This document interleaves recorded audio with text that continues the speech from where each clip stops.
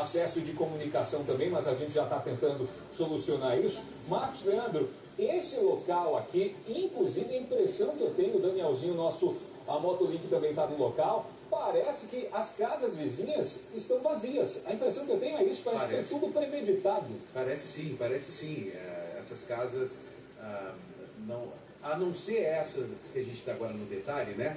Aí tudo bem, mas as vizinhas, as que estão bem ao lado da residência, né, que vai ser investigada, que vai ser periciada em instantes, realmente a impressão que a gente tem é que não tem pessoas ali.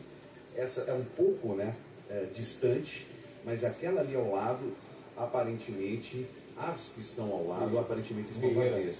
Estão vazias realmente, é o que a gente tem de impressão, viu, Dionísio? Agora, você imagina isso durante a madrugada, Marcos Leandro, escuro, sem movimentação. Se tiver algum vizinho já estava dormindo, quem quiser se aproximar, por exemplo, com uma jovem amordaçada, consegue. É verdade, Dionísio. Conseguiria, né, fazer essa atrocidade com uma facilidade maior, né? Ruas de terra, veja só, muitas árvores. Logo atrás da residência a gente tem ali um trecho, né, uma área de mata, não muito densa, mas é uma área de mata. Essa é a parte, né, mais densa desse pedaço, que fica na região rural da cidade de Cajamar. O Bernardo já está chamando a gente, Marcos Leandro. Bernardo, é contigo, meu amigo.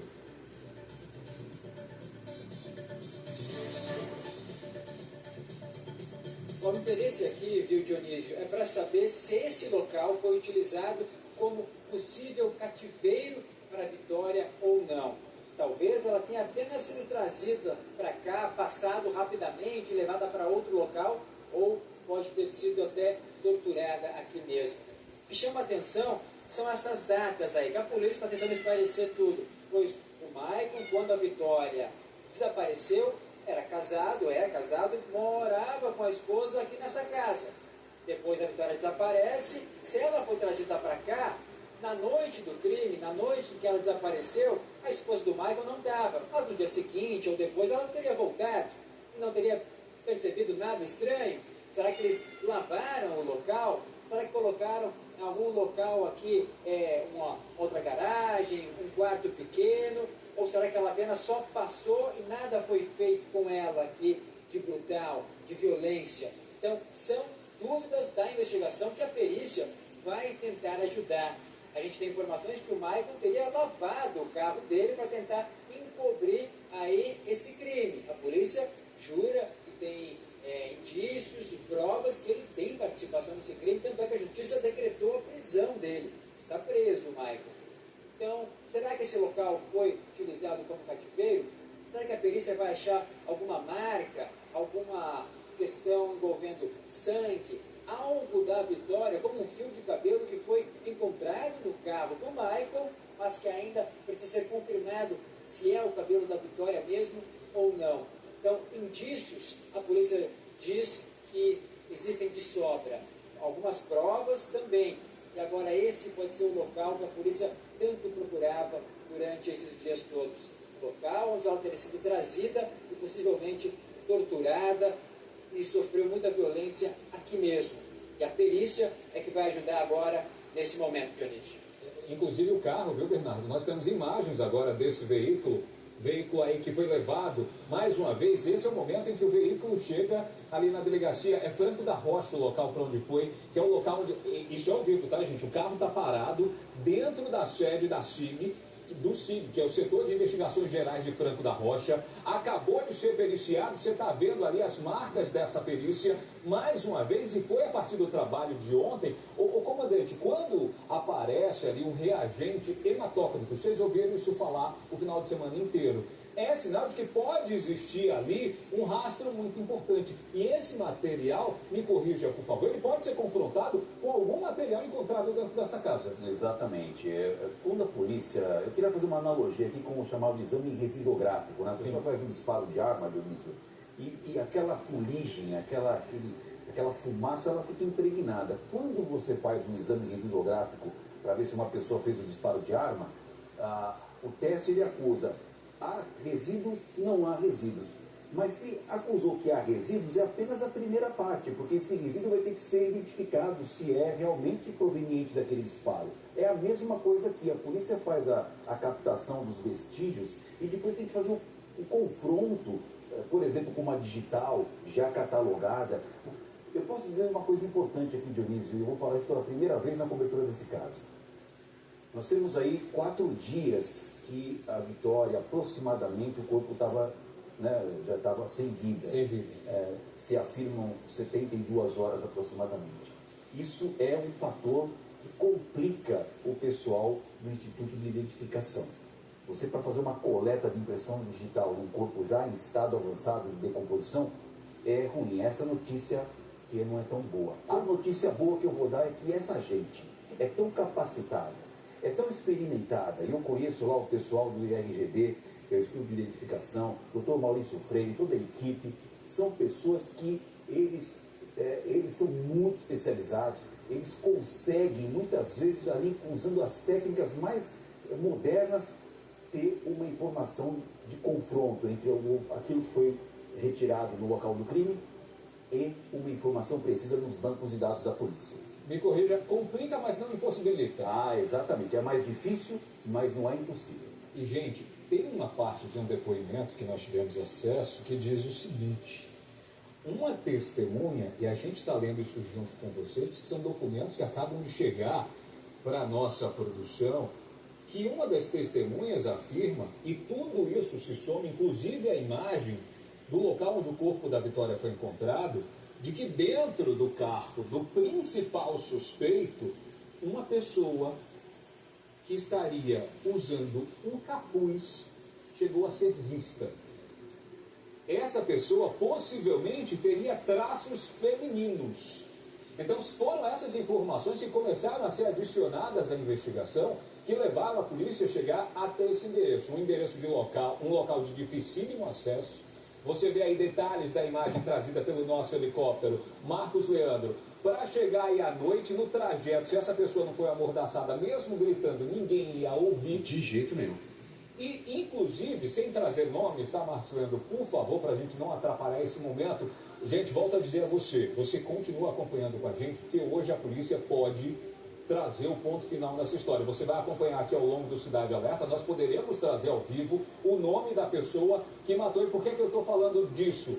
Trazendo para você essa informação. Por conta da casa localizada agora, que pode ser o cativeiro, por conta do nome levantado pela polícia e um outro caso que acontece muito próximo daí, que pode estar interligado, porque o nome desse principal suspeito também pode estar ligado ou aparece vinculado a uma outra vítima de crime do sexo feminino que também foi encontrada nessa área de mata, Marcos Leandro. Isso, a dona Edna, que foi enterrada esse fim de semana, 65 anos, a idosa, e tem ligação sim com um dos suspeitos, um dos investigados, né, desse crime bárbaro. Então, a polícia agora quer saber se a morte da dona Edna tem a ver, está relacionada também ao assassinato da Vitória Regina. A gente tem ali a foto da dona Edna também encontrada e as circunstâncias, né, a dona Edna, a maneira, o corpo dela, enfim, ela sofreu várias violências, né, Dionísio?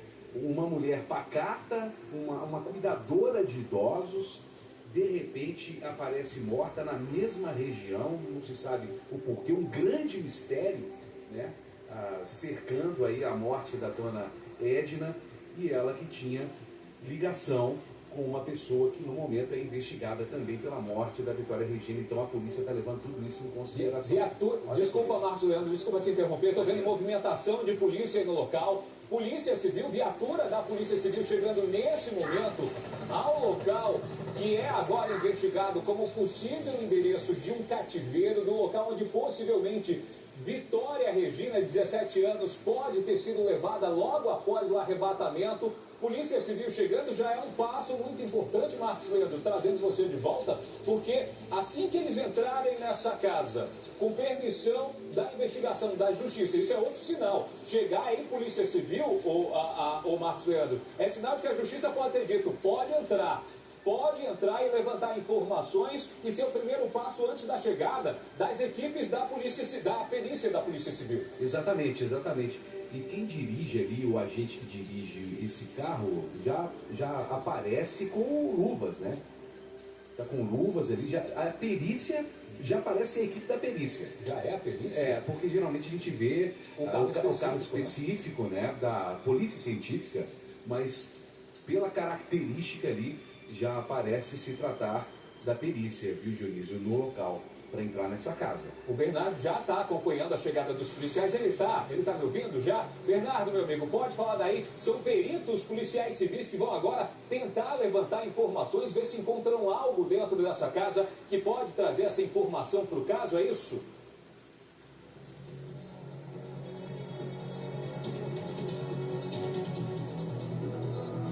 Eu acho que o Bernardo não está me ouvindo, mas você tem imagens aí de um investigador de Cajamar ao lado da Guarda Civil Municipal. O Bernardo está me ouvindo já? Ele pode falar comigo? Bernardo, é contigo, meu amigo.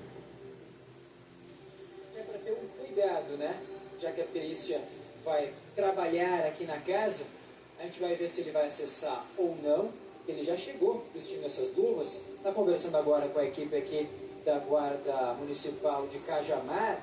Então esse é um ponto que a investigação já tinha muito interesse. Sabia que era a casa que o Michael morava com a esposa. Ele que se mudou recentemente, segundo os vizinhos, foi uma mudança nesse último final de semana, faz poucos dias. Então, depois que tudo aconteceu, está indo para uma casa nova, tanto é que a casa aqui, Dionísio, está praticamente sem móveis. Está desabitada, já levou bastante coisa. Então até pode ficar mais fácil, talvez, para a perícia trabalhar, ou não, porque os móveis que estavam aqui dentro antes poderiam também contar algo, alguma história, alguma mancha, algum vestígio, algo que ajudasse os peritos e principalmente a investigação. Então a gente vai aguardar agora a chegada da perícia em si, tentar falar daqui a pouco aqui com o investigador, para saber qual é o principal foco agora aqui dentro dessa casa, se tem algum local específico. A gente que sabe que é uma área aqui rural, o sinal de telefonia ele é precário, a iluminação pública também, olha, ela quase não existe aqui na rua, é uma estrada de terra que dá acesso aqui a uma parte aqui do terreno com várias casas, são poucas, mas deve ter umas 5 casas mais ou menos aqui nesse trecho, depois o resto é mata. É matagal, vegetação, e a gente olha, não tem iluminação pública aqui. Então, de noite, como você falou antes, fica extremamente escuro a região aqui. E a gente vê ao redor, é uma área ampla, de morro, umas casas um pouco mais espaçadas, distantes, ali para a direita, descendo um pouco de onde nós viemos, é que tem uma espécie de comércio, alguns centros um pouco mais ali de população, de compras, mas é muito rural. Aqui a gente vê alguns animais, até um cavalo aqui, e uma plantação que seria até de milho. Então, é uma área um pouco mais erma, mais distante, pouca rede de telefonia, iluminação quase nada. Realmente, à noite aqui fica muito escuro. A gente teve informação de que o teste do luminol seria realizado aqui agora. Costuma ser feito à noite, justamente para ficar aquela escuridão toda e ele funcionar melhor. Se a casa tiver nesse breu mesmo lá dentro, talvez até esteja sem energia, não sei qual é a condição, os peritos vão dizer se é possível realizar já agora ou se vão esperar anoitecer. Mas tudo está sendo feito agora, de imediato. Assim que o Michael foi preso, a investigação sobre ele avançou bastante, e as equipes já estão agora aqui de olho nessa casa. E fica a pergunta, né, Dionísio? Será que esse foi o local do cativeiro de Vitória? As respostas podemos ter ainda hoje, Dionísio. E a gente vai ter durante o Cidade Alerta, viu, Bernardo? Vou aproveitar esse gancho do Bernardo, comandante. Por que é importante, sendo um endereço suspeito, dentro desse prazo, gente, você que está acompanhando com Cidade Alerta, você que está acompanhando com o Reinaldo Gotino, com o Bernardo Armani, com a Grace Abdukelli, comigo, com todas as equipes do Cidade Alerta e da Record ao longo desses últimos 15 dias, por que é importante ser feita uma perícia de emergência dentro desses 15 dias nessa casa, comandante? Olha, como eu disse, Dionísio, as condições desse assassinato brutal nos leva a entender que ela foi torturada, que ela foi sediciada, talvez até com algum tipo de violência sexual. A gente não tem essa informação. Eu estou atrás dessa informação, inclusive, Dionísio. Isso tende a acontecer num local mais protegido. Por isso, uma casa, no meu modo de ver, ela é muito mais adequada para o assassino do que fazer qualquer tipo de coisa num terreno, numa área rural, vamos dizer assim. Penso eu que, dada aí as condições, ela ter sido localizada 4, 5 dias, ter estado viva, né, aproximadamente uns 2, 3 dias antes do assassinato, imagino que ela deve ter sofrido essa tortura, o cabelo raspado, tudo dentro de um outro local. E um local, uma casa, para mim, é um local mais adequado do ponto de vista do assassino. E a todo instante, gente, você acompanha, comandante, você que está em casa, a chegada e a saída de mais pessoas aí na comunidade. Pessoas atrás de informações, trazendo moradores que podem contribuir com o levantamento de informações aí para a polícia. Toda a área foi cercada agora. A impressão que eu tenho é que, inclusive, está proibida a entrada de outros veículos aí no local. Mesmo moradores não podem se aproximar por conta aí do trabalho de buscas. E, gente, vale lembrar que localizar e fazer uma perícia nesse momento nessa casa é importantíssimo, porque a polícia recebeu uma informação durante a coleta de depoimentos que pode mostrar que eles tentaram apagar as provas, que o assassino ou os suspeitos podem ter tentado apagar provas. E por que eu digo isso? Num depoimento acerca de um determinado suspeito, comandante, uma pessoa chegou a dizer que houve uma mudança no comportamento do dono do carro, que ele costumava deixar o carro do lado de fora e a moto que ele tem na garagem. Nesse dia foi exatamente o contrário. E um trechinho desse depoimento, gente, deixou a polícia com a pulga atrás da orelha. Ela disse que chegou a pensar e a perceber o entra e sai no carro durante a noite. Para a polícia, quando a polícia vê algo assim, uma pessoa desaparecida, um veículo suspeito e o entra e sai durante muito tempo dentro de um carro parado, num movimento diferente, a polícia pode suspeitar ali, pode aparentar uma tentativa de apagar provas, comandante. Exatamente, a polícia não despreza nenhum tipo de informação, nenhum tipo de vestígio, até porque um vestígio, que é apenas um fragmento de informação, pode virar um indício, que é algo mais consistente, e depois, por último, amadurecido esse indício, vira uma prova, que é o que a polícia busca nesse momento, provas, Dionísio. E é o que a gente está tentando acompanhar e trazer junto, é o que a polícia, nós estamos mostrando para você, ao vivo, a movimentação da polícia em mais um endereço, talvez o endereço mais importante nesses últimos 15 dias. A ação mais importante foi a prisão do primeiro suspeito e a prisão homologada e autorizada pela Justiça. Você que está em casa, que se coloca no lugar do pai, da mãe da Vitória, que vem há 15 dias sofrendo e vivendo esse drama, chega agora ao momento crucial dessa investigação, que é um endereço que pertenceu ao principal suspeito e que pode ter sido usado como cativeiro. Agora, o Bernardo trouxe uma informação, comandante. O luminol, numa área escura, ele reage diferente ao horário do dia. Eu já vi luminol, gente, acontecer durante o dia, só para você ter ideia de manchas. Existe uma mancha no carro, ok, separa o veículo para uma perícia mais detalhada à noite.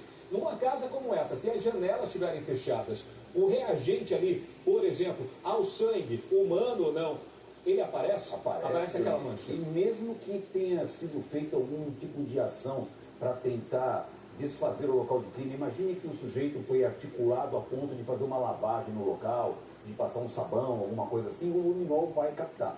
Então, essa é uma técnica já consagrada da polícia, esse elemento químico, que é o luminol, ele de fato ajuda demais a identificação de resíduos orgânicos, entendeu? E que a gente está acompanhando a movimentação da Polícia Civil, peritos já chegaram, a gente acompanha também toda a área cercada aí. Gente, vale lembrar que a informação confirmada pelo Bernardo é que o sujeito se mudou recentemente desse local. Então a polícia, inclusive, eu estou vendo ali dejetos, lixo, coisa jogada fora, a polícia, inclusive, vai fazer um trabalho, ô comandante, de levantar esses objetos que estão ali no entorno. O lixo é uma excelente fonte de informação, Dionísio. A polícia não vai desprezar, vai olhar pano de chão, a parte de dentro e a parte de fora, pode ter certeza disso. Ô Dionísio. Nós estamos ao vivo acompanhando, gente, os momentos que podem ser os momentos finais do caso Vitória. Cidade Alerta está ao vivo no local, mostrando a você detalhes do trabalho feito pela polícia nesse momento, acerca aí dos últimos levantamentos. Perícia feita no carro ontem mostrou algumas manchas que passam agora por análise. Teriam ali uma suspeita. A partir dessa suspeita e com os depoimentos que eu tenho nas mãos, a polícia conseguiu chegar até esse outro endereço. O endereço que teria sido usado e é o local onde ouviram durante a madrugada barulhos vindos da casa e que podem aí evidenciar que a Vitória foi levada para aí. Possivelmente passou 2 dias nesse local, não é descartado. Vale lembrar que ela some na quarta-feira à noite, dia 26 de fevereiro. As buscas começam na quinta-feira. O corpo de uma idosa aparece próximo daí. Existiu a suspeita, inclusive um caso que durante o levantamento das informações a polícia já coloca como caso misterioso e morte suspeita, que estaria vinculada a um personagem dentro do caso. Acho que o Marcos Leandro tem novas informações. E quando um cruzamento desse aparece, o senhor tem aí a especialidade em acompanhar o trabalho policial, o senhor foi policial militar, que estava ao lado da Polícia Civil, investigadores, a linha de trabalho, quando esses nomes se cruzam para a polícia, é um checkmate. Olha, o cerco se fecha, Dionísio. A polícia vai fazer essa investigação e é claro que todos nós ficamos ansiosos aqui, o pessoal que está em casa também fica ansioso, mas o tempo da investigação é um, o nosso tempo do jornalismo e das pessoas que nos acompanham é outro. Tem que ter essa paciência, a polícia não pode cometer um erro de fazer ali uma conclusão precipitada. Já tivemos histórias aqui na crônica policial de alguns tropeços que foram muito fortes e comprometedores. A Polícia Civil, hoje, ela leva muito a sério essa questão para poder fazer ali o seu trabalho. Você lembra, Dionísio, que foi muito importante aqui, a Polícia Civil, ela pediu a prisão de um dos suspeitos, foi negado, e aí, obviamente, as pessoas ficaram um pouco tristes com isso daí, mas é perfeitamente compreensível no ponto de vista do delegado e da equipe de investigação. Achou que tinha elementos objetivos para pedir uma prisão preventiva ou uma prisão temporária.